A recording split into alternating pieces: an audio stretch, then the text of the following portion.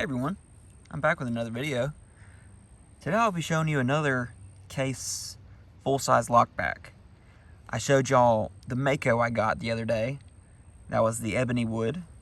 But this one I actually have had longer than both of my Makos that I have. I actually got it at the antique store when I got that 1970 red bone jack. I got it from the same booth at the antique store. So without further ado, here is the case shark tooth. Very big knife, and it is Stag. Look at that Stag. They don't make them like they used to. This Stag is just absolutely gorgeous. It's just a shame they're not making Stag like this anymore. And there you can see, it's a case knife. This is sort of a same size comparison to like a buck 110 perhaps, but it does have this nice nail nick, kind of a long pull style. And there you can see the tang. It is a 2000. You can see the long tail C on the case XX, and all 5 X's and all 5 dots are there. 5197L. So 5 is Stag, 1 is one blade, 97L is the shark tooth pattern, L meaning it is a locking blade. So let me open it all the way up, let y'all see just how beefy this knife is. Just a huge knife. I don't know what normal person would be using this knife, except for in a camping or hunting scenario. Big game, perhaps. But overall, just a gorgeous knife, gorgeous Stag. Love the brass bolsters. It is just one thick slab of brass all the way down with a little insert for the Stag. There is a little bit of a gap in the Stag here,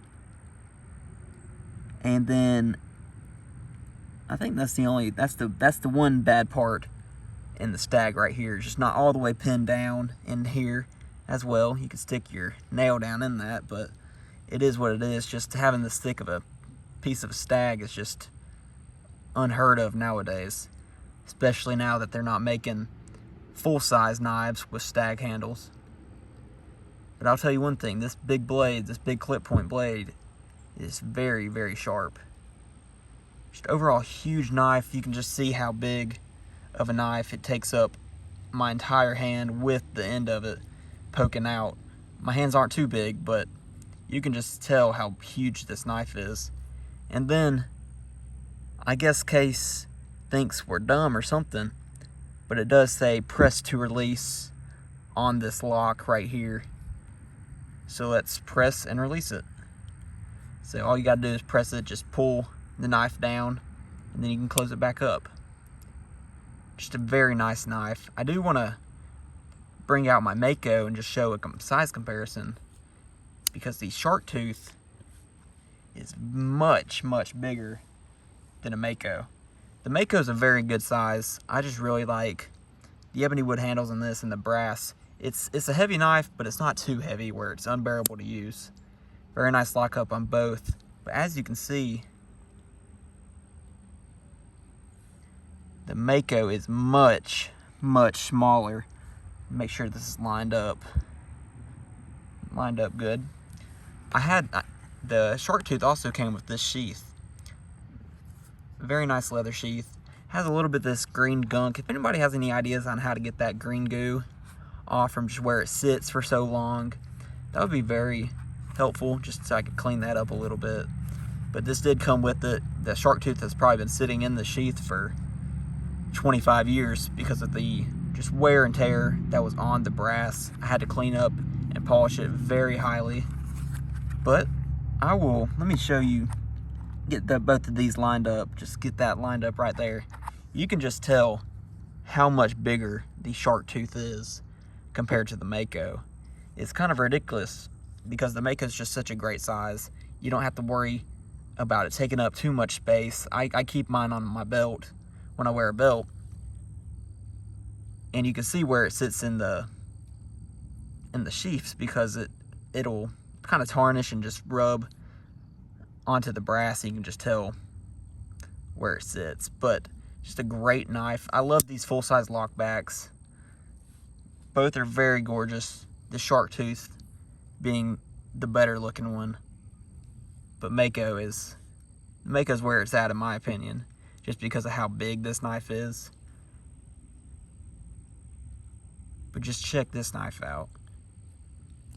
I'm glad I got to share it with y'all. I've been meaning to get a comparison on all of these full-size Lockbacks. I just need a hammerhead and a changer. And a changer is coming very soon, so y'all will be soon to see that video. And another thing I wanted to share is this blade is a polished blade. It's not the brushed stainless like on my Makos and what you typically see. And it also does not have the shark on the blade.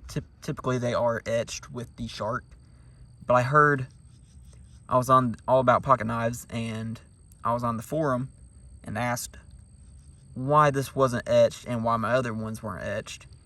And in the late 90s, give or take, they switched to the polished blade instead of the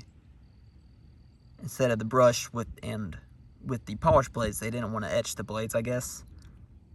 So I have the polished blade, and I don't know really when they stopped making the shark tooths, but I think they're rather rare because I never see any of the ones with the polished blades, and this is a 2000.